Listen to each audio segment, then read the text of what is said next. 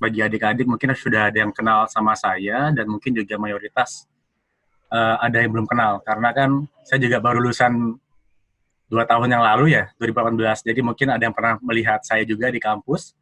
Kalau misalnya ada yang pernah lihat, mungkin saya ingin menyampaikan sampai jumpa lagi di sini. Mungkin teman-teman juga sedang ingin mendapatkan pencerahan ataupun mendapatkan inspirasi. Saya juga boleh sedikit sharing tentang pengalaman saya selama kuliah di UI ataupun selama saya kuliah di Taiwan.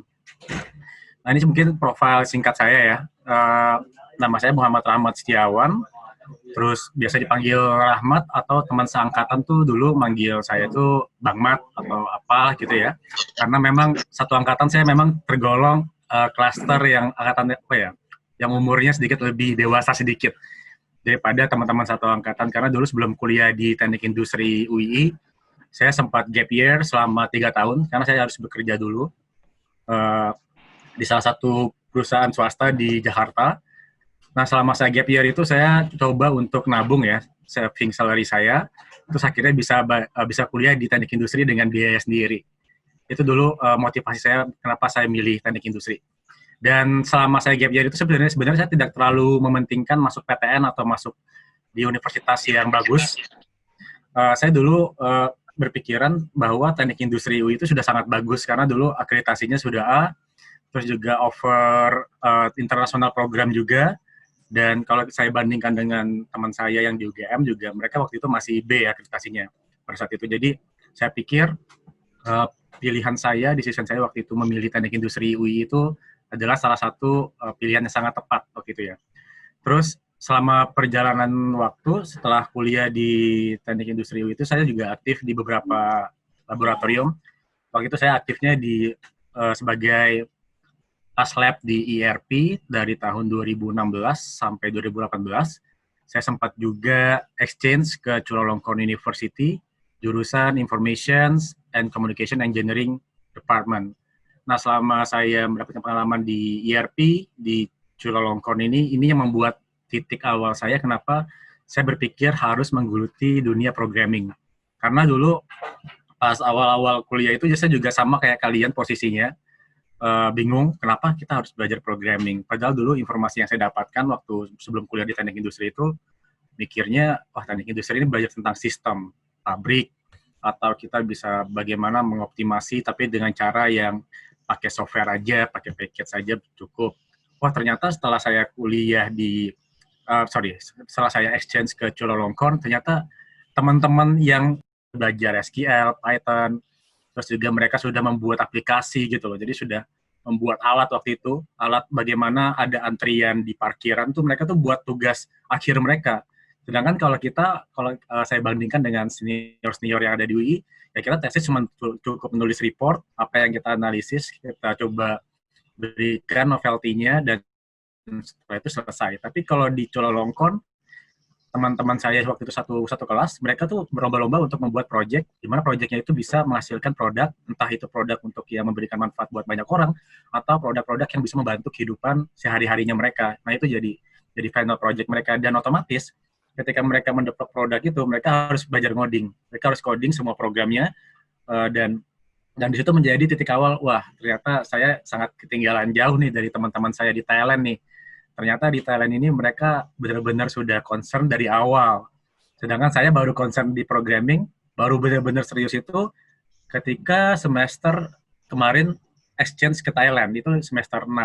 Jadi benar-benar telat. Nah, beruntunglah buat teman-teman semua, adik-adik semua yang sekarang mendengarkan sharing session dari saya ini, karena mungkin teman-teman sekarang lagi bingung sama seperti saya dulu, tapi setidaknya ada sedikit pencerahan atau insight dari salah satu alumni, sehingga nanti kalian bisa lebih mantap lagi nih niatnya untuk belajar programming. Nah, selain sebagai aktif di ERP Lab dan juga di Chulalongkorn, tentunya saya juga nggak terlalu aktif nggak sangat aktif di akademik aja, tapi juga saya juga sampai sekarang juga jadi Kosema ya. Kalau ada teman-teman semua tahu Kosema itu apa. Terus juga saya juga aktif banget di kegiatan-kegiatan kepanitiaan dulu pas di S1. Nah, jadi makanya GPA saya ya cukup lah untuk cum laude, jadi saya tidak terlalu mementingkan GPA 4 waktu itu, jadi sehingga saya balance antara panitiaan dengan akademik.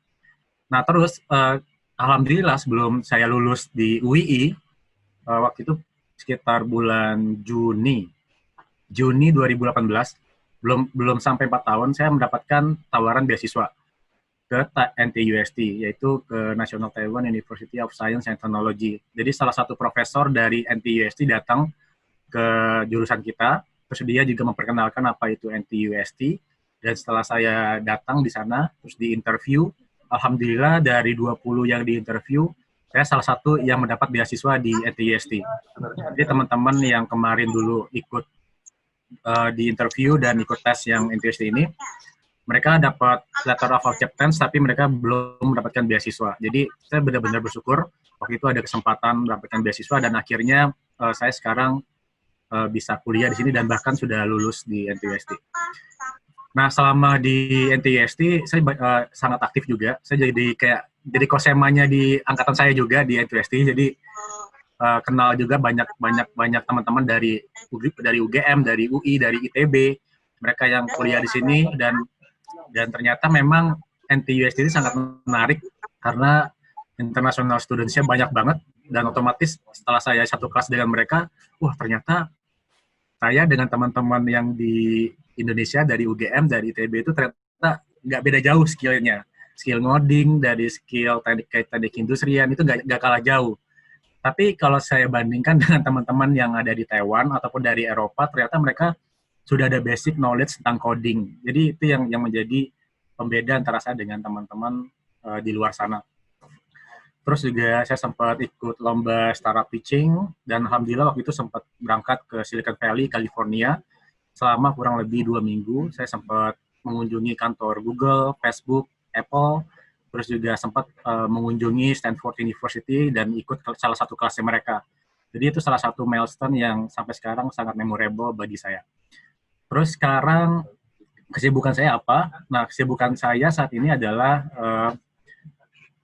saya sekarang lagi mendirikan perusahaan rintisan startup, yaitu Terascos ID. Jadi bagi teman-teman yang pengen tahu lebih detail, silakan follow aja IG-nya di @terascosid. Dan hari Minggu kemarin kami baru melaunch produk kami, yaitu Terascare. Nah, di Terascare ini intinya kita ingin memberikan solusi kepada teman-teman nih yang sekarang lagi kuliah online, terus harus pulang ke kampung halamannya masing-masing, dan kalau misalnya kalian daripada bayar kos-kosan agak mahal, tiap bulannya kami memberikan service atau produk, yaitu kita bisa pindahin barang kalian, ataupun kita juga bisa menjaga barang kalian di tempat yang lebih aman dan nyaman, dan prosesnya benar-benar security-nya kita jamin, karena kita ada MOU, ada SOP, ada surat kuasa, jadi ini bukan sembarang service. Nah, rencananya sudah kita implementasikan, yaitu di daerah cuma di 3 kota, yaitu di Jember, Surabaya, dan Malang. Mungkin nanti next time kalau ini berhasil, kita akan ekspansi ke Yogyakarta. Terus selain jadi founder di Terascos, sekarang baru sebelum lulus kuliah S2 kemarin saya dapat offering. Jadi kemarin saya tidak mendaftar kerja ya. Jadi ada salah satu mentor saya, ketika kemarin lomba ke Silicon Valley itu, dia menawarkan ke saya pekerjaan, yaitu sebagai project manager di Jazz Hipster Corporation. Nah, bagi teman-teman yang nggak tahu apa itu Jazz Hipster, ya seperti namanya Jazz Hipster, itu perusahaan yang bidangnya ada di audio, di smart speaker. Jadi bagi teman-teman yang tahu Siri, tahu Alexa, tahu smart speaker yang lain, nah Jazz Hipster Corporation ini punya pabriknya. Jadi mereka ada 3 core business. Yang pertama contract manufacturing. Jadi mereka yang akan membuat produk-produk brand-brand terkenal sana, dan mereka akan dikontrak dan akan memproduksi smart speaker seperti itu. Terus kedua, mereka fokusnya ke research and development, dan terakhir mereka ke product development. Nah, saya akan bertanggung jawab di product development-nya. Jadi saya akan menjadi project manager di bagian bagaimana nanti si smart speaker ini bisa di-embed ke chatbots. Jadi fokusnya nanti di smart speaker itu akan connect dengan chatbot. Bagi teman-teman yang belum paham apa itu chatbot, jadi chatbot itu kalau kita ngechat sama WhatsApp online shop gitu, jadi nanti ada balasan saat itu juga tanpa perlu kita harus mikir. Jadi sudah ada sistemnya. Ini sama juga kayak smart speaker ini, bagaimana kita bisa memfungsionalkan si smart speaker ini menggunakan chatbot, dan tujuannya nanti untuk healthcare, untuk kesehatan kayak gitu. Terus bagi teman-teman yang pengen tahu saya lebih dalam, mungkin bisa follow saya juga di @rahmat.setiawan. Kalau banyak juga sih teman-teman adik-adik kita dari UII yang nanya PM dan nanya tentang teknik industrian, nanya tentang programming, banyak hal mereka juga kebanyakan datang ke Instagram saya lewat situ. Saya kalau misalnya lagi luang, saya pasti bantu jawab. Lalu programming skills apa yang saya kuasai? Sebenarnya saya tidak menguasai secara expert ya. Saya juga baru belajar sama seperti Pak Azam, sama seperti yang lain-lain. Kita baru belajar, bukan sebagai seorang expert. Tapi setidaknya kalau dikatakan bisa coding ini, ya saya bisa. Tapi tidak untuk yang jago gitu. Nah, untuk bahasa programming yang saat ini saya bisa itu adalah VBA, terus R programming, SQL, Lingo, sama Python. Ini adalah bahasa programming yang pernah saya pelajari dulu waktu kuliah sampai sekarang. Nanti saya jelasin milestone-nya di sini. Jadi pertama kali saya kenal programming itu di semester 2 di UII ya sebenarnya. Nah, di situ tuh saya waktu itu ngambil kelas Logic and Programming. Waktu itu dosen pengampunya Pak Ridwan ya, yang jadi kajur kita sekarang. Kita diajarin waktu itu bagaimana cara membuat kalkulator menggunakan VBA. Jadi kita bikin user interface, itu buat tugas UTS kalau nggak salah waktu itu. Kita membuat kalkulator, nanti ada fungsi log, ada fungsi matematis yang lain kayak gitu. Semakin kompleks fungsi matematis yang ada di kalkulator itu, kalau kata Pak Ridwan, semakin baguslah nilai kalian. Tapi sayangnya ketika UTS, waktu itu saya belum begitu paham tentang programming ya, masih belum antusias, masih belum niat. Jadi saya dan teman-teman itu bikin kelompok belajar. Jadi kita ngajarin UTS bareng yuk. Jadi kita sharing-sharing ngajarin bareng, dan ternyata Pak Dilan pinter banget. Jadi program yang kita bikin itu ada kesamaan function, ada kesamaan logika pemrogramannya itu ada kesamaan. Jadi kita satu kelas mayoritas dapat nilai E. Gara-gara ada kesamaan function itu. Jadi memang waktu itu saya nggak begitu niat ya. Dan teman-teman yang di kelas itu juga pada nggak begitu niat. Paling yang niat itu cuma 1-2 orang. Dan 1-2 orang ini jadi andalan kita. Wah, kita belajar dari mereka yuk. Ternyata ada beberapa function itu, teman-teman saya, mereka tuh tidak modifikasi. Nama variabel mereka sama, persis. Jadi Pak Ridwan mengasumsikan bahwa satu kelas ini kok sama semua. Padahal saya sebenarnya juga ada modifikasi sebenarnya. Tapi dapat nilai E, akhirnya waktu itu ada remet. Nah, di remet inilah kita buktikan bahwa kita tuh bisa. Jadi pas remet akhirnya kita dapat nilai A. Itu benar-benar satu momentum di mana, coding itu kayak gini ternyata. Awalnya saya tuh nggak niat, ternyata ada di pecut kayak gitu, jadi tertantang gitu untuk membuat suatu program.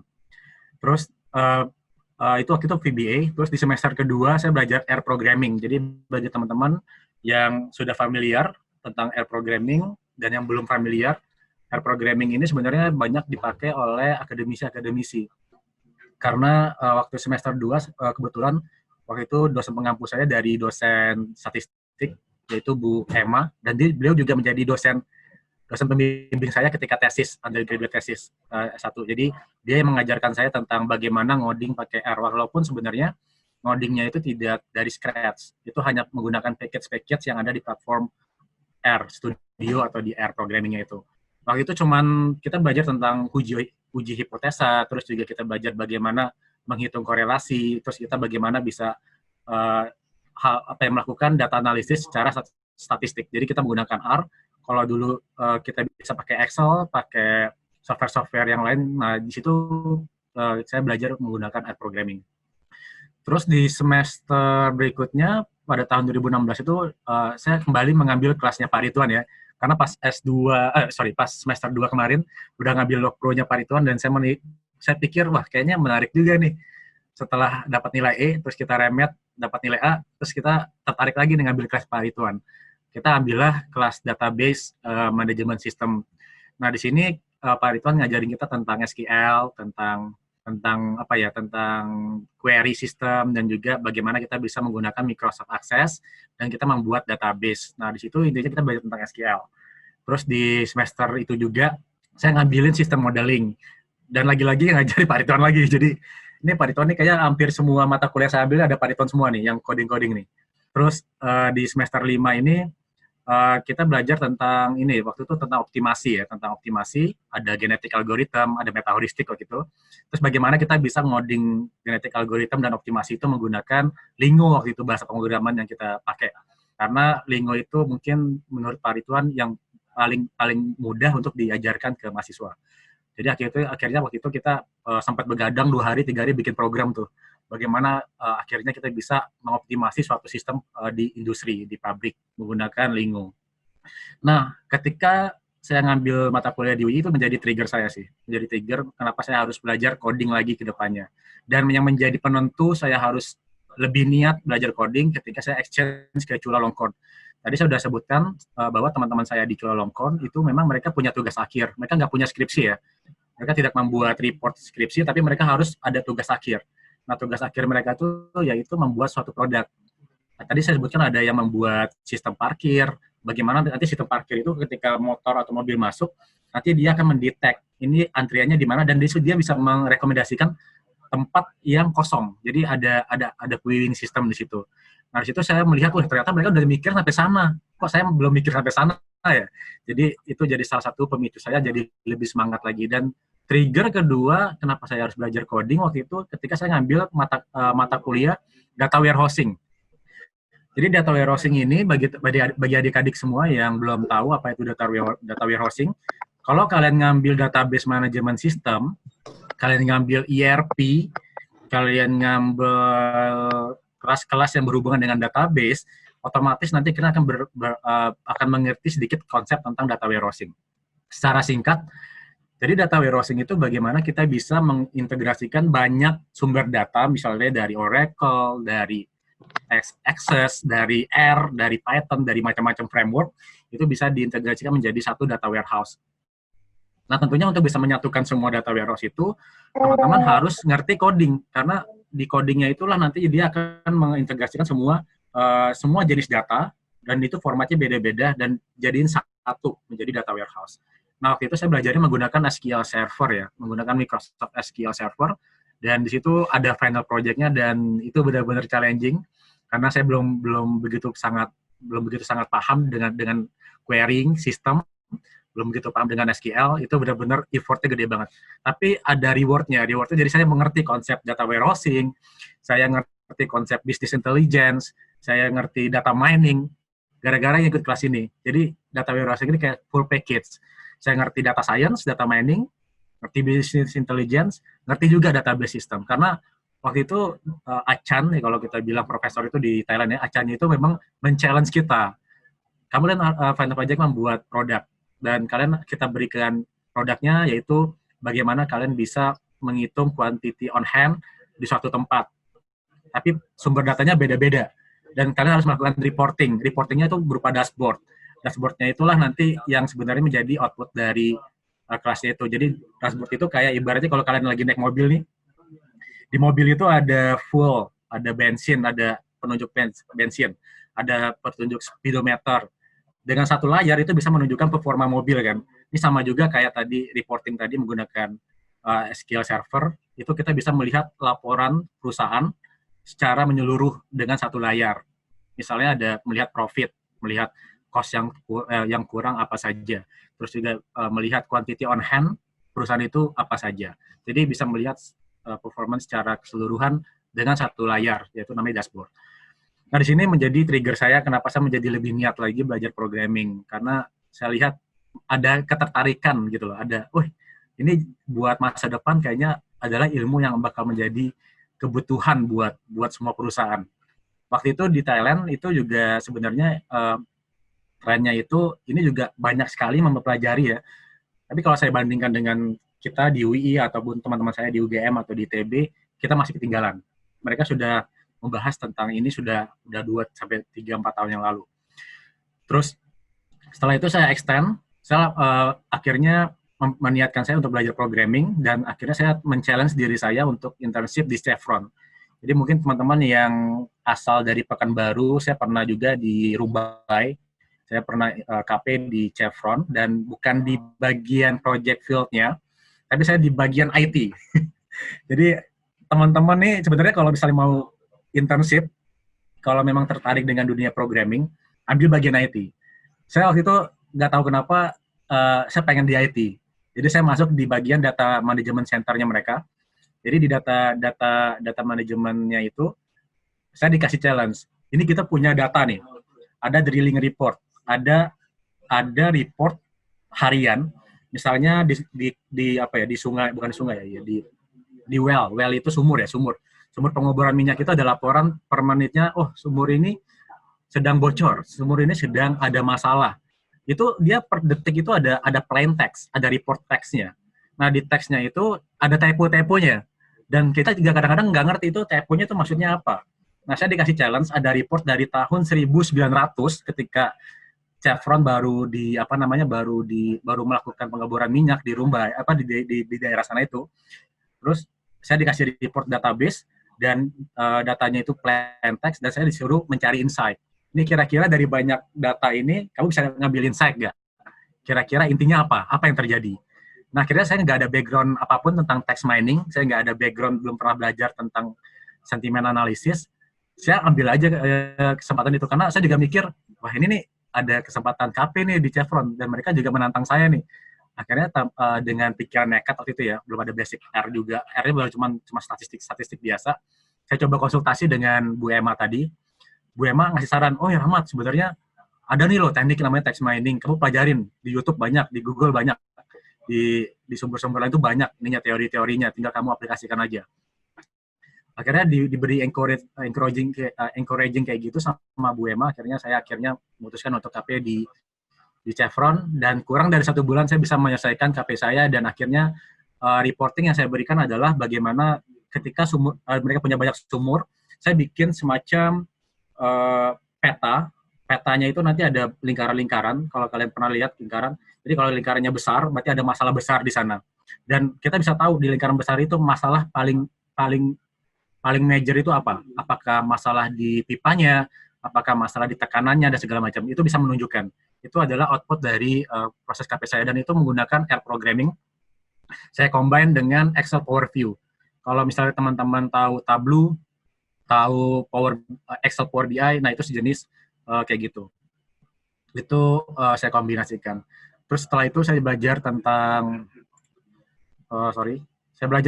ini juga. Habis itu belajar Business Intelligence. Ini bersama Pak Ridwan juga ya. Waktu itu dia offering elective course Business Intelligence. Saya belajar itu. Saya perdalam lagi apa itu Pentaho dan bagaimana bisa mengimplementasikan coding skill saya di database. Terus ada juga kelasnya Pak Ridwan lagi di Intelligent Manufacturing System. Itu juga kita membuat suatu data warehousing juga, tapi menggunakan PHP MyAdmin, dan juga menggunakan Microsoft Access. Waktu itu toolsnya masih yang simple-simple. Mungkin kalau sekarang, kalau kata Pak Azam, belajar juga MongoDB ya. MongoDB dan berbagai tools-tools lain, dan menurut saya itu sangat-sangat kemajuan dari apa yang saya pelajari dulu di kampus. Ini teman-teman sangat mendapatkan privilege nih kalau bisa mengetahui MongoDB, mengetahui framework yang lain yang sekarang lagi hot-hotnya dipakai di tech industry. Terus akhirnya saya juga di undergraduate saya juga akhirnya saya juga menggunakan R programming untuk menyelesaikan tesis saya. Nanti saya tunjukkan tesis saya seperti apa. Nah, selama S2 saya juga akhirnya mikir, saya kan gelarnya MBA kan. Saya pikir MBA di tempat saya itu hanya belajar bisnis, manajemen sistem, hanya belajar tentang bagaimana memanage orang. Ternyata ekspektasi saya itu salah. Ternyata mayoritas mata kuliah yang saya ambil dan menjadi requirement di sini yaitu mata kuliah yang memang menuntut saya untuk harus bisa ngoding. Contohnya di data mining ya. Saya ambil kelas data mining, di sini saya harus belajar neural network, belajar backpropagation, classification, unsupervised learning, dan supervised learning. Itu konsepnya saya pelajari semua, sampai saya mengenal istilah reinforcement learning, itu udah hal yang baru lagi. Terus saya juga belajar di system simulation. Ini ibaratnya kalau kita di teknik industri itu dulu belajar queuing system, kita belajar simulasi, tapi simulasinya itu bukan pakai software, bukan pakai package yang udah ada, tapi kita harus bikin sendiri. Jadi waktu itu pakai Python, jadi kita membuat simulasi bagaimana mereplikasi suatu analisa gitu. Terus sempat juga mencoba programming language yang lain, yaitu SAS. SAS ini juga salah satu programming language yang agak sedikit terkenal ya. Waktu itu di kelas risk management. Saya dulu ngambil risk management di UI, saya mikirnya, wah risk manajemennya ini nggak susah, hanya manajemen aja. Ternyata setelah saya ngambil risk management di sini, dia lebih kayak probabilitas, kita ngitung statistiknya dalam banget, dan itu harus di coding. Itu luar biasa juga. kurang tidur saya waktu itu ambil kelas itu. Terus saya juga sempat ngambil online course karena saya mikir saya nggak pernah belajar Python ya, baru pas awal S2 saya baru belajar Python. Sebelum-sebelumnya saya kayak don't care sama Python karena saya mikir nggak penting Python. Tapi setelah ditembak sama profesor saya, dia tanya, Ahmad, kamu mau pakai R atau Python? Bagaimana menurutmu? Saya bisa pakai R, Prof. Mungkin saya akan mau pakai R. Apakah kamu yakin mau pakai R terus? Kamu nggak mau mencoba Python? Menurut saya, kalau kata profesor saya di sini, Python ini adalah salah satu interpreter language yang dipakai di banyak perusahaan. Dan di banyak platform juga dia bisa digunakan. Kalau misalnya kamu nggak mengerti Python, sayang sekali kalau kamu nanti misalnya bekerja atau berbisnis. Teman-temanmu tuh akan memberikan karya kepada kamu tuh berupa sinteks Python, bukan R, bukan yang lain-lain. Makanya waktu itu saya akhirnya mikir, saya harus belajar lagi dari nol, dan akhirnya saya memutuskan mengambil online course dari idx.org, terus juga ngambil di udemy.com, dan juga beberapa platform yang lain. Terus di 2019 saya juga ngambil mata kuliah di manajemen decision making, itu membahas tentang Harvard Business Case, di mana Harvard Business Case ini kita berposisi sebagai manajer, dan bagaimana kita bisa mengambil decision making berdasarkan berdasarkan kuantitatif kayak gitu. Terus saya sempat juga ngambil application of computational intelligence in engineering. Sebenarnya ini mata kuliah di teman-teman teknik sipil ya. Saya kalau di N2ST itu, kalau di tempat saya kuliah itu, sebenarnya kita bisa ngambil mata kuliah di jurusan lain. Jadi saya bisa ngambil kuliah di jurusan computer science, saya bisa ngambil mata kuliah di jurusan sipil. Nah kebetulan teman-teman sipil juga belajar ngoding. Saya juga kaget nih. Teman-teman sipil belajar ngoding juga ternyata. Mereka juga menggunakan Python, menggunakan C++. Ternyata memang sekarang kebutuhan programming itu bukan cuma buat industri aja. Ternyata teman-teman kita di teknik sipil, bahkan teman-teman saya yang MBA, yang murni MBA, mereka setidaknya harus paham sedikit teknik coding, karena mereka harus melakukan data analisis. Nah, untuk bisa membuat data analisis, mereka harus ngoding gitu, dikit-dikit. Nggak bisa pakai software, karena kalau software itu, kita nggak bisa modifikasi. Karena apa yang diberikan, ya itu aja bisa kita pakai. Tapi kalau kita ingin merubah parameter, kita ingin merubah sesuatu, itu kita nggak bisa. Makanya sekarang programming itu menjadi satu kebutuhan kalau kita pengen survive di masa yang akan datang. Terus sampai di akhirnya, sampai sekarang, saya di masternya juga berkaitan dengan coding lagi, yaitu saya membuat semacam data analysis framework. Di situ saya mengkombinasikan meta-heuristik. Kalau meta-heuristik itu, kalau buat adik-adik mungkin masih belum begitu familiar ya. Tapi mungkin nanti adik-adik akan belajar tentang genetic algorithm, belajar tentang sine cosine algorithm, atau n-colony, atau belajar tentang particle swarm optimization. Banyak lah, nanti di semester 6 atau 7 adik-adik akan belajar itu di sistem cerdas kayaknya, di intelligence system. Jadi saya juga akan menggunakan itu, tapi bukan yang single objektif, tapi yang multi objektif. Nah itu jadi challenge tersendiri bagi saya, karena kalau di single objektif, misalnya adik-adik mau mengoptimasi, ingin meningkatkan profit, maksimasi profit. Tapi adik-adik ada tujuan lain, selain meningkatkan profit, tapi juga harus meminimasi cost. Nah bagaimana dua objektif ini bisa optimal? Nah, itu menjadi challenge tersendiri. Soalnya saya waktu itu menggunakan meta-heuristik yang paling anyar, baru 2017 baru dibikin, namanya sine cosine algorithm. Nanti saya kasih lihat pseudocode-nya nanti. Terus, ya ini ada sedikit video, mungkin saya akan coba kasih lihat aja di YouTube ya. If you're watching this, you're among the 3% of people that understand that the future of work is going to look very different from what it is now. So keep watching. Let's see where we're heading. It's also exciting, right? Siri will recognize your voice even if you're 5 meters away from your phone. That new chatbot feels totally real. Self-driving cars are no longer fiction. You can analyze your DNA. You tried flying that drone for the first time, and you're thinking of buying a smart speaker to make your life so much easier. A few years from now, and that's something like 3 years, not 30, artificial intelligence, robotics, machine learning, mass 3D print, biotechnology, chatbots, virtual reality, deep learning, drones, augmented reality, smart objects will all be deeply enrooted in our everyday lives. Just like computers, phones, or electricity are for us today. Oh well, is this really gonna happen? And if it does, you'll adapt when the time comes, right? Life is good. You love your job. You've been working for this established company for a few years. You're comfortable in your position. You know what you're good at. People like you, and that last presentation you gave got you some amazing reactions. You're safe with your company. In the meantime, you see an article or two speculating on the future of jobs. McKinsey published a report stating that 45% of all 2020 don't even exist yet. But what do they know, right? You've got time. Oh look, the supermarket just introduced self-cashier machine. You're at the airport checking in luggage. What the heck happened to all the real people at the check-in desk? Gone. Replaced by machines. But it's only the low-skilled jobs, right? Nope. Think again. In 2012, there were 150,000 humans working on Wall Street. 3 years later, automation has cut that number down to 100,000. That's 1/3 gone.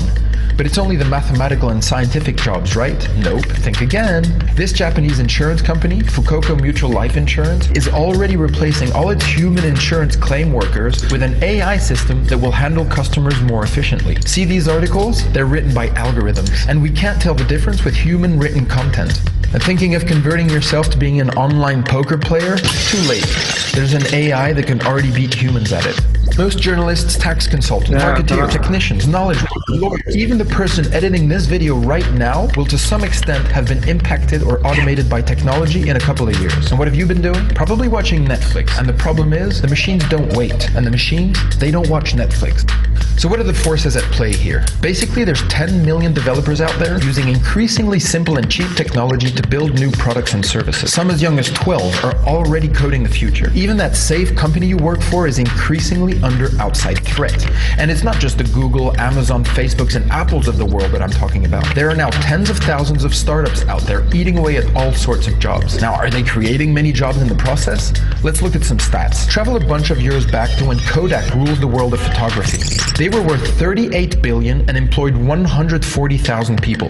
That's approximately $270,000 per employee. Our people work with pride to make Kodak a creative and innovative company. And was sold for $1 billion. That's $77 million per employee. WhatsApp sold for $19 billion with 55 employees. That's a staggering $345 million per employee. So how is this all possible? Technology has allowed the emergence of what we call exponential organizations. These are exponentially fast-growing companies that leverage technology and require less employees but more tech-savvy ones. You will find that we are technology optimists. We believe that technology is a major driver of change in the world.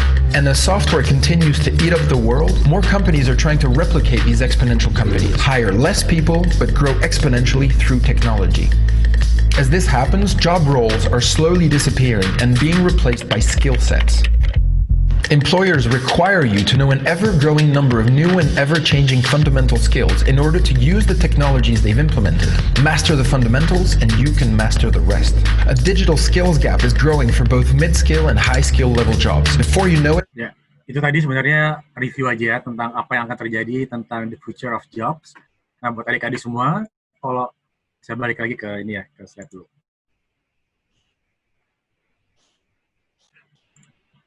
Jadi secara untuk conclusion-nya mungkin dari video tadi itu semua itu akan tergantikan dengan program. Jadi tadi kalian bisa lihat tadi ada sistem kasir. Kalau zaman dulu harus ada kasirnya. Sekarang nggak perlu lagi ada kasir. Tinggal menggunakan smart card, terus mereka sudah bisa beli macam-macam dan itu sudah sangat secure. Banyak banget pekerjaan-pekerjaan yang akan digantikan karena banyak juga orang-orang sudah mengerti bagaimana membuat program agar bisa menggantikan pekerjaan itu. Nah, tentunya untuk bisa menggantikan pekerjaan itu, kita harus bisa memiliki basic programming. Kalau dulu kita membutuhkan mungkin ribuan karyawan untuk mendapatkan revenue yang besar, kalau sekarang berbeda. Mungkin kalau sekarang hanya butuh 100 karyawan yang jago coding atau mereka mengerti tentang teknologi, kita bisa mendapatkan akumulasi revenue atau profit yang sama dengan yang dulu kita butuh 10.000 karyawan. Itu menjadi suatu tren sekarang. Nah, tadi adik semua, kalau misalnya sekarang sedang masih galau tentang apa itu coding dan programming, coba dimantapkan niatnya tuh. Saya kasih coba reasons, 7 reasons kenapa kita harus belajar coding. Kalau misalnya adik-adik semua bisa lihat sekarang the most profitable company in the world itu memang masih ada oil and gas ya, karena mereka kan juga didirikan udah jauh banget, udah dari tahun 40-an, 50-an yang lalu. Sedangkan Apple yang tahun 80-an atau Samsung juga yang sudah fokus ke teknologi, bahkan sekarang ada Alphabet ya, bagi adik-adik yang nggak tahu apa itu Alphabet. Alphabet ini kayak semacam holding dari Google, dari berbagai afiliasinya Google. Jadi sekarang si Larry Page dan co-foundernya Google itu sekarang mereka menjadi petinggi di Alphabet. Nah itu juga sekarang juga sangat signifikan, bahkan sampai ke brand yang paling terkenal di dunia itu seperti Microsoft, Apple, Google, dan Amazon dan sebagainya itu mereka juga fokusnya ke teknologi, yaitu high-tech company. Nah, kalau dari sini kita bisa lihat trennya, memang tech industry itu salah satu industri yang the fastest growing industries. Jadi bagi adik-adik yang ingin kerja di tech company, menjadi kesempatan besar buat kalian kalau misalnya kalian bisa ngoding atau bisa programming. Terus kalau kita relate ke industri, perkembangan industri kan ada dari 1.0 itu dari steam engineering, terus ke assembly line di 2.0, terus 3.0 kita mengenal tentang computing atau internet. Terus sekarang di 4.0 ada banyak entitas atau banyak knowledge yang harus kita pahamin. Salah satunya yaitu IoT platform, location detection technologies, augmented reality, bahkan kalau yang benar-benar relate ke kita tuh ya sekarang itu ya big data analytics yang bisa kita kerjakan. Walaupun sebenarnya kita juga bisa mengerjakan kayak 3D printing dan sebagainya. Itu juga semua fokusnya ke teknologi. Nah itulah kenapa alasan pertama kenapa kita harus belajar coding. Alasan kedua kenapa kita harus belajar coding yaitu there are tons of unfilled tech position available. Ini bisa dilihat dari salah satu survei dari Yahoo Finance. Di sini job openings-nya yang paling besar itu software engineer. Nah, bagi adik-adik semua yang bisa ngoding, ini banyak banget nih. Kalau ini di US ya, kalau di Indonesia kayaknya trennya juga sama. Karena sekarang juga banyak banget tech company yang butuh software engineer dan bahkan juga ada banyak juga yang butuh data scientist dan product manager. Nah, kita tuh sebenarnya bisa masuk di data scientist dan product manager. Nah, bagi adik-adik itu yang pengen jadi data scientist atau product manager, setidaknya juga harus bisa ngoding, harus bisa programming. Karena itu benar-benar kita harus membuat program. Lalu yang the best job yang mungkin dari sisi gaji ya, salary ya, kita bisa lihat adalah data scientist salah satunya. Kalau di Amerika memang data scientist itu sangat mahal ya. Tapi kalau di Indonesia menurut saya sih kayaknya kalau kita ditanyakan gaji, kayaknya nggak begitu tinggi-tinggi banget kalau kita bandingkan dengan USA. Nah, kalau dari sisi risetnya World Economic Forum ini, data scientist ini paling tinggi gajinya kalau kita lihat dari skala global. Dan sisanya ya kayak gitu. Jadi dan semua pekerjaan ini mereka fokusnya ke teknologi. Dan mayoritas dari pekerjaan ini mereka requirement-nya adalah coding. Entah itu menggunakan Python, entah itu menggunakan R atau menggunakan SQL dan sebagainya, mereka setidaknya harus bisa belajar program. Kayak gitu. Lalu yang berikutnya masih alasan kedua, karena masih banyak posisi ini, saya crop dari kami.unilever ya, dari Instagramnya Unilever. Mereka juga merilis kontennya mereka bilang kalau pekerjaan yang paling dicari di new normal sekarang nih, kalau misalnya adik-adik sekarang sedang terkena dampak pandemik, itu salah satunya juga keterampilan kayak project manager, terus juga data analytics atau data science. Dan mayoritas dari pekerjaan-pekerjaan yang sekarang dibutuhkan yaitu tentang IT, teknologi. Dan kita juga sebenarnya sebagai teknik industri juga bisa masuk ke sana, apalagi ke bagian project manager, apalagi ke bagian data analysis dan data science. Karena kita memang sudah diajarkan basicnya di situ. Kalau untuk yang lebih advance lagi, yang mereka butuhkan yaitu AI, terus juga cyber security, robotic process, dan sebagainya. Nah, ini menjadi kesempatan yang sangat besar buat adik-adik semua kalau misalnya kalian ingin survive di masa yang akan datang. Karena kalau misalnya pola pikir atau mindset kita masih ke pekerjaan-pekerjaan yang konvensional atau tradisional, mungkin saja pekerjaan yang kita pikirkan sekarang itu akan terdisrupt di masa yang akan datang. Jadi, mungkin sekarang masih available, tapi mungkin setelah adik-adik yang masih sekarang di semester 2, masih awal-awal, nanti ketika lulus malah udah nggak ada lagi pekerjaan itu. Contohnya apa? Mungkin customer service mungkin sekarang masih ada, tapi mungkin nanti customer service mungkin digantikan dengan AI bots atau chatbots atau dengan suara AI, karena sekarang sedang di-develop tuh. Nah, mungkin itu menjadi salah satu pekerjaan yang akan terdisrupsi. Nah, bagaimana adik-adik biar bisa survive? Ya belajar coding dan pilih nanti mau menjadi seorang programmer di bidang apa, kayak gitu. Dan bagi adik-adik yang kenapa harus belajar coding? Karena murah, nggak mahal sekarang. Sekarang coding itu, kalau kita belajar coding itu udah nggak perlu bayar 10 juta atau 20 juta, 30 juta. Tapi kalau memang ada uang ya, keluarkan uang itu juga banyak sih akademi-akademi. Tapi kalau adik-adik pintar mencari platform, itu kayak IDX, saya kemarin belajar dari IDX itu gratis. saya malah bisa belajar coding dari profesor di Michigan University di USA. Itu mereka bikin semacam promosi belajar tentang data structure dan structure codingnya Python, itu diajarin secara gratis di beberapa meeting. Nah, saya ambil aja karena gratis. Terus saya juga pernah lihat ada kelas gratis juga dari MIT, terus juga ada kelas gratis juga di beberapa platform-platform yang lain. Nah, kalau misalnya adik-adik pintar mencari platform pembelajaran gratis, itu banyak banget di internet sekarang. Jadi nggak harus bayar-bayar mahal tuh nggak. Tapi kalau misalnya adik-adik bisa bayar mahal atau mau effortnya lebih ditingkatkan lagi, saya sih sarannya ikut kayak DevCamp, Hackathon, atau ikut program-program dari startup-startup yang sekarang lagi besar. Kalau adik-adik sekarang aktif di LinkedIn, kemarin saya baca-baca sih Gojek sedang mengadakan semacam bootcamp untuk data scientist. Bagi kamu yang mau belajar data science, tuh mereka sebentar lagi kayaknya akan membuka bootcamp-nya. Dan itu kayaknya gratis, dan itu bisa dicari di LinkedIn atau di website resminya Gojek. Nah, kalau dulu saya sih nggak begitu aktif di bootcamp ini, karena belum ada ya yang kayak gini-gini ya. Baru ini aja satu tahunan ini. Terus dulu saya sempat aktif itu di Binar Academy. Jadi di Binar Academy ini saya dulu belajar menjadi seorang product manager, dan itu saya nggak bayar, gratis. Tapi di sebelumnya itu ada seleksinya. Dan seleksinya kamu harus ngerti basic coding, karena dia ada pertanyaan itu tentang logika dan pemrograman, dan saya alhamdulillah waktu itu lolos dan bisa jadi product manager. Nah, teman-teman saya waktu itu yang jadi tim saya waktu itu, mereka ngambil fokus keterampilan yang beda-beda. Ada yang ngambil front end engineer, back end engineer, quality assurance, ada UI UX dan sebagainya. Intinya kita ditantang untuk membuat suatu produk yang bisa memberikan social impact waktu itu.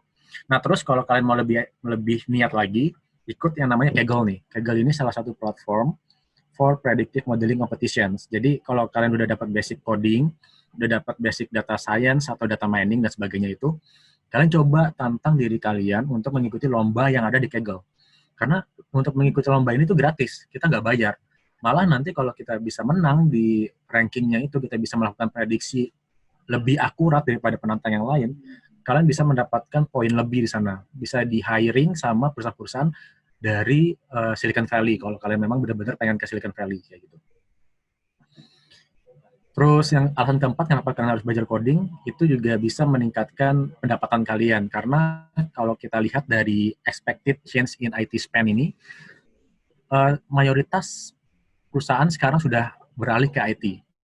Bahkan retail, yang dulu kayak Carrefour, terus supermarket, dan sebagainya itu, sekarang mereka banyak sekali menghabiskan cost-nya di IT. Jadi bagi adik-adik semua yang pengen bekerja dan belajar coding, itu menjadi advantage buat kalian, karena mayoritas industri, mulai dari healthcare, dari financial service, retail, dan sebagainya itu, mereka sudah shifting dari teknologi yang konvensional ke software engineering dan digital transformation. Dan untuk bisa menuju ke sana, kita harus bisa coding, kayak gitu.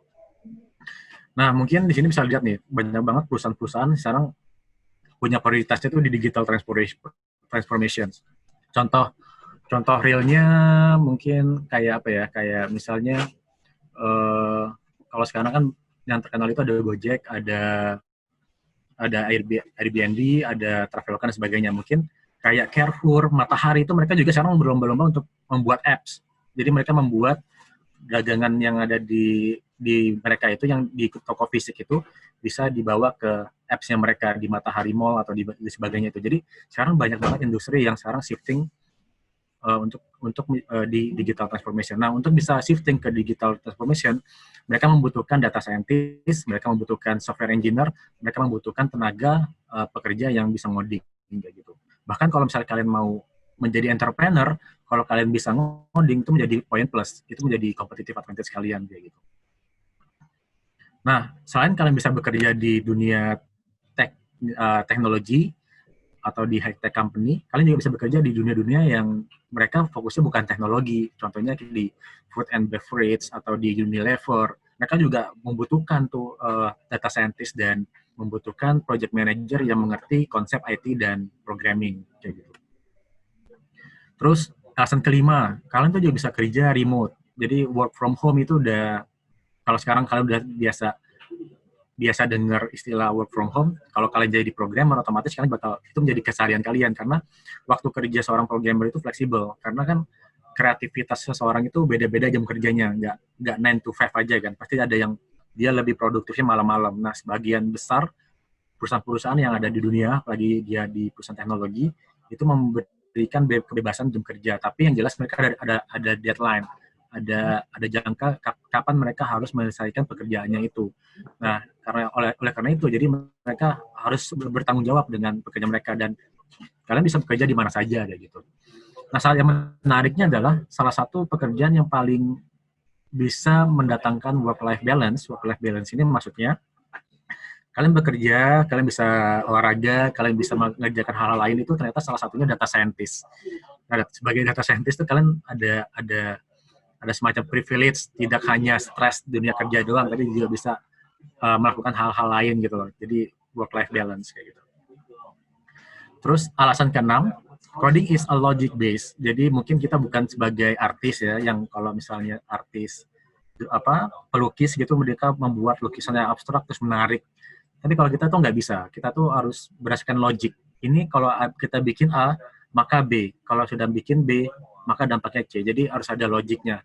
Nah, kita tuh akan belajar bagaimana problem solving. Nah, dan itu problem solving itu ada metodologinya kan. Mungkin adik-adik semua sudah belajar tentang Introduction to Industrial Engineering, pengantar teknik industri ya. Karena juga diajarkan konsep tentang problem solving. Nah, di sini mungkin adik-adik akan mulai itu dari analisis dulu, masalahnya apa, mendefinisikan masalahnya seperti apa, terus kalian mempropos solusi yang relevan dengan masalah itu. Baru kalian develop, kalian coding, kalian bikin program, dan nanti coba dievaluasi apakah program yang kalian buat itu bisa menyelesaikan masalah si user, atau masalah si customer, atau masalah yang ingin kalian pecahkan.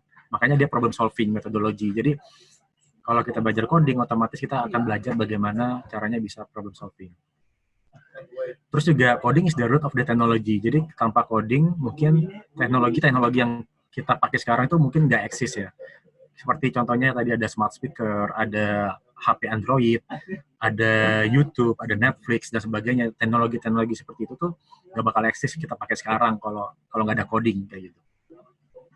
Nah, ini contoh, ini adalah apa yang saya kerjakan sebenarnya. Ini namanya pseudocode ya, buat adik-adik yang belum kenal, saya kenalkan. Ini namanya pseudocode. Jadi kalau kita ngoding sekarang itu udah, kalau di teknik industri kan kita bakal kenal dengan istilah flowchart.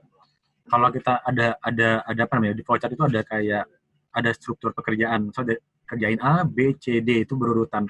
Nah, buat adik-adik yang belajar coding harus ngerti nih pseudocode, karena dari pseudocode ini kita membentuk logic base-nya tadi itu. Oh, ini ada for loops. Setelah ada for loops, di dalam for loops itu harus melakukan apa? Oh, kita harus melakukan membuat coding itu ada function menggenerate nilai random dari 0 sampai 1 dan sebagainya. Nah, itu ada di sini logiknya. Makanya saya bilang coding itu logic based, karena kita harus membuat semacam rumah, dan kita harus tahu di dalam rumah itu adanya cara membuatnya, langkah-langkahnya seperti apa kayak gitu. Itu adalah coding. Nah, masalah di sini adalah belajar ini tuh susah. Saya jujur, belajar itu susah. Tapi ketika kalian bisa menyelesaikan ini semua, itu akan menjadi reward buat adik-adik semua. Contohnya saya pribadi, ya, saya dulu nggak kepikiran bisa membuat program seperti ini. Tapi ternyata setelah saya jalani 1 tahun, 2 tahun, saya bisa menyelesaikan, dan ini saya jadikan project tesis saya di master. Jadi yang tadi saya nggak ngerti clustering yang secara menyeluruh, nggak ngerti classification, sekarang saya bisa mengkombinasikan deep learning dengan clustering, saya kombinasikan juga dengan classification, terus saya optimasi menggunakan meta heuristik tadi saya sebutin, multi objective and cosine. Ini adalah hal-hal yang saya nggak ngerti dari awal. Tapi karena saya tetap determine menghadapi error-error yang saya hadapin, ini menjadi reward. Sekarang saya pikir, wah, ternyata saya bisa melalui fase ini, dan ternyata bisa kalau kita niat kayak gitu. Terus intinya kalau misalnya adik-adik semua sekarang menghadapi error, menghadapi banyak sekali masalah-masalah coding, jangan takut, tinggal aktif aja di dunia forum di internasional, mereka bisa memberikan jawaban, ataupun kalian tinggal kasih errornya itu di Google, pasti nanti akan ada banyak suggestion bagaimana menyelesaikan error yang kalian hadapi. Entah mau pakai Python, pakai R, pakai VBA, dan sebagainya. Nah, itu. Nah, terus sekarang yang paling penting adalah kenapa seorang teknik industri ini menurut saya ya harus belajar programming nih. Kalau tadi kan kita udah tahu nih tentang konsep programming, kenapa kita harus belajar programming. Terus kenapa kita nih sebagai lulusan teknik industri harus belajar programming? Pertama, kita lihat dulu job opportunity for industrial engineers, yaitu project manager, product manager, scrum master, quality assurance, data scientist, business intelligence, dan banyak lagi yang lain-lainnya. Nah, dari pekerjaan ini, sebenarnya yang sangat relevan adalah ini semua nih. Kita bisa jadi ERP consultants, project manager, atau kayak saya kan sekarang menjadi project manager nih. Terus kalian bisa menjadi data scientist, saya juga pernah menjadi data scientist selama 2 tahun ini di lab saya sekarang, dan tentunya dengan opportunity ini, kalian bisa nantinya harus belajar coding agar kalian bisa menjadi ini kayak gitu. Nah, contohnya kalau data scientist itu sebenarnya kalau kalian belum tahu, mungkin nanti akan ngambil kelas data mining di semester 4 atau 5, itu kalian pelajarin aja, itu basic dari data science. Terus, banyak juga pekerjaan-pekerjaan lain yang relate ke kita sebenarnya. Mungkin kalau yang AI developer atau AI arsitek itu belum sangat relevan. Ini relevannya ke anak-anak information technology ya, di teknik informatika. Tapi kalau yang relevan dengan kita adalah machine learning engineer, data analyst, sama data scientist. Nah, apa sih bedanya antara semua ini? Nanti saya jabarkan deh. Nah, semua pekerjaan ini adalah pekerjaan-pekerjaan yang menjadi pekerjaan yang sedang high demand sekarang di dunia artificial intelligence. Kayak gitu. Dan banyak sekali orang yang nanya waktu itu ke saya, ya adik-adik ada di tingkat nanya, bedanya artificial intelligence, machine learning, deep learning, mereka sering dengar, tapi bedanya apa sih? Ibaratnya kalau di sini, kalau artificial intelligence itu sebenarnya sebagai konsep yang paling general ya. Ibaratnya kalau kalian lihat di sini ada robot. Nah, robot ini adalah AI-nya. Kalau kalian pernah nonton Terminator, nah si Terminator itu, monster-monsternya itu, robot-robotnya itu mereka AI. Tapi di dalam otaknya itu ada namanya machine learning. Nah, machine learning itu kalau kalian udah tahu unsupervised learning, tahu supervised learning. Nah, di situ ngolah bagaimana si robot itu mengetahui objek gitu loh. Mereka belajar, ada learning-nya, ada learning sistemnya. Nah, disitulah keterkaitan antara artificial dengan machine learning. Tapi di era sekarang ada lagi namanya deep learning. Nah, deep learning ini kalau misalnya di neural network itu cuma ada satu hidden layers. Kalau nanti itu kalian akan belajar nanti. Ini saya cuma mengintroduce saja ya. Di deep learning itu kalau ada input, ada output, di tengah-tengah ada hidden layers. Nah, di deep learning ini dia akan memperbanyak hidden layers. Dan otomatis multiplikasi atau komputasinya akan menjadi lebih lama karena datanya besar kayak gitu. Dengan semakin banyak data, maka si sistem atau si robot itu banyak belajar. Semakin si robot itu banyak belajar, dia akan bisa meniru pergerakan manusia atau bisa memberikan prediksi ataupun menjalankan perintah yang diberikan oleh manusia lebih akurat kayak gitu. Makanya sekarang ada yang namanya smart speaker, kita suruh dengan mulut aja pakai suara, terus dia bisa activate, atau ada robot pembersih ruangan. Kita tinggal suruh-suruh aja pakai mulut, pakai speech recognition, itu mereka bisa menjalankan perintah. Atau kalau sekarang di China itu ya, kalau saya lihat, kalau di airport atau di tempat-tempat store itu ada kameranya itu bisa menghitung berapa jumlah customer masuk ke suatu store, dan dia bisa melihat apakah si customer-nya happy atau sedih, itu menggunakan machine learning dan deep learning. Jadi itulah gambaran dari artificial intelligence, machine learning, dan deep learning. Bedanya di situ. Dan apa bedanya dengan data science? Kalau data science itu lebih menggabungkan semua konsep itu agar kita bisa melakukan data gathering sampai ke data insight. Nah, nanti di dalam data science itu kita bisa pakai machine-nya, pakai machine learning kayak gitu, atau menggunakan deep learning, atau menggunakan teknik-teknik lain. Nah, selain ada data scientist, ada machine learning engineer, ada ada yang lain itu.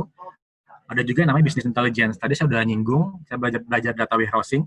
Nah, itu nanti muaranya akan menjadi seorang business intelligence. Nah, bedanya apa tuh antara business intelligence dengan data scientist? Kalau di business intelligence, dia lebih fokusnya, pertanyaannya adalah what happened. Jadi, kalau misalnya perusahaan sekarang ada data berupa price atau jumlah produk yang dijual, nanti si sistem itu akan membuat tadi dashboard tadi itu yang KPI-nya perusahaan itu, dan dia menunjukkan bahwa berapa produk yang terjual dalam 1 hari atau 3 hari. Dia akan menunjukkan apa yang terjadi saat ini. Tapi kalau data scientist itu dia akan lebih futuristik lagi. Jadi dia akan memprediksi, dia akan mencoba untuk melakukan prediktif dan bagaimana nantinya ada kejadian, misal kejadian itu trendingnya adalah negatif, terus dia rubah menjadi positif kayak gitu. Dia mencoba melakukan tindakan preventif. Itu bisa banget diolah dengan data science. Dan tentunya proses dari awal sampai akhirnya agak sedikit berbeda. Karena kalau di data scientist kita harus tahu dulu masalahnya, kita bikin hipotesis, kita kumpulin datanya, kita baru buat model, sampai akhirnya kita bisa mencari tahu ini prediksinya ini benar-benar akurat atau enggak. Kalau di business intelligence tadi, itu outputnya adalah reporting, yaitu dashboardnya itu tadi. Itu bedanya, dan pekerjaan ini menjadi hot banget sekarang. Kalau adik-adik nanti mau lamar kerja di Gojek atau di tech company yang gede-gede itu, mereka membutuhkan orang-orang yang ngerti business intelligence dan data scientist. Nah, itu tadi kenapa teknik industri harus belajar programming ya. Kalau kalian mau ke arahnya tadi ke teknologi dan pengen jadi data scientist, business intelligence, project manager, tapi ini project manajernya di bidang IT ya, perusahaan-perusahaan IT, atau menjadi product manager, business intelligence, itu kalian setidaknya harus bisa coding, setidaknya basicnya, karena kalau kalian nggak ngerti coding, nanti kalian bakal bingung bagaimana si produk itu bisa dibuat. Jadi kalau kalian ngerti coding, kalian bakal tahu logikanya, oh ternyata produk ini bisa dibuat karena ini, karena ini, karena ini. Itu menjadi kenapa kita sebagai teknik industri harus belajar coding. Nah, sekarang saya tadi baru ngasih tahu tentang tren dunia dan kenapa kita harus belajar ini, dan sekarang saya mau nge-share tentang project yang pernah saya lakukan ketika saya waktu itu S1 di Teknik Industri UII dan ketika saya S2 di sini. Nah, waktu itu saya tadi saya sempat bilang kan, saya magang atau KP di Chevron ya, ini Chevron Rumbai. Ini mereka semua adalah teman-teman yang ada di Data Management Divisions. Jadi mereka orang-orang IT nih semuanya nih. Tapi mereka nggak ada secara spesifik mengerti tentang data science. Kebetulan waktu itu saya membawa konsep data science di sana, dan mereka benar-benar appreciate karena mereka punya banyak data, tapi mereka cuma query doang, cuma menjawab what happened doang. Tadi yang business intelligence itu ada data, mereka cuma bisa melakukan query untuk melihat apa yang terjadi saat ini, tapi mereka nggak bisa melihat bagaimana caranya melakukan tindakan preventif kayak gitu. Makanya di sini saya membuat program menggunakan R programming. Saya melakukan analisa text mining, dan di text mining ini saya mengolah sekitar 35.000 baris data, dan satu barisnya itu ada plain text tadi yang ada laporan-laporan setiap pengeboran sumur itu lapornya apa saja, dan setelah saya proses menggunakan programming, saya visualisasikan menggunakan Excel Power View, dan di Excel Power View itu kita bisa melihat, oh ternyata di sumur ini ada masalah di pressure-nya harus dikurangin dikit, kayak gitu, agar nanti tidak terjadi lagi di masa yang akan datang, dia akan bocor.